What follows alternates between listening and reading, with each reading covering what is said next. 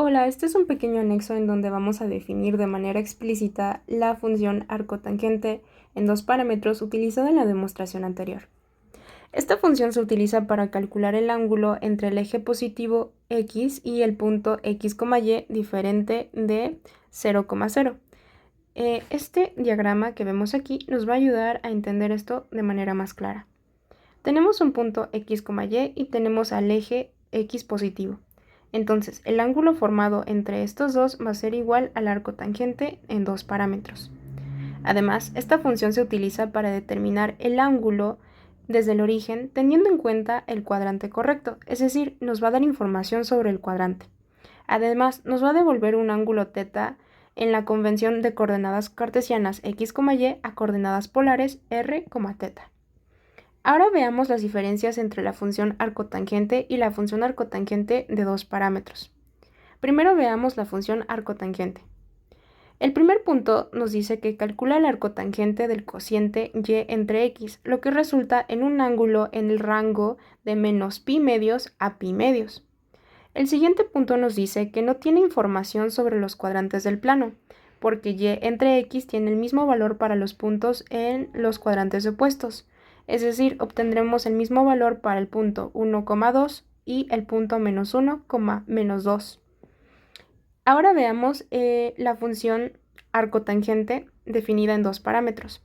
El primer punto nos dice que calcula el ángulo θ en relación al eje x positivo, considerando los valores de y de x, para determinar el cuadrante correcto.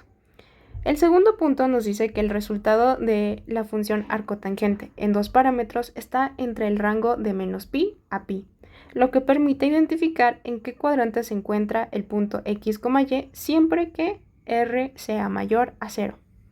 Ahora veamos la función de manera explícita. De este lado veremos el valor que el ángulo tendrá y de este lado veremos las condiciones que se deberán cumplir para obtener ese valor. Vayamos con el primer punto. En el primer punto obtendremos un ángulo igual a arcotangente de y entre x si nuestra x es mayor a 0. Es decir, está entre menos pi medios y pi medios. Obtendremos en el segundo punto un valor de arcotangente y entre x más pi si nuestra x va a ser menor a 0 y nuestra y es mayor o igual a 0. Es decir, estamos en el segundo cuadrante. En el tercer punto obtendremos un ángulo igual al arcotangente de y entre x menos pi si x es menor a 0 y y es menor a 0. Es decir, estamos en el tercer cuadrante.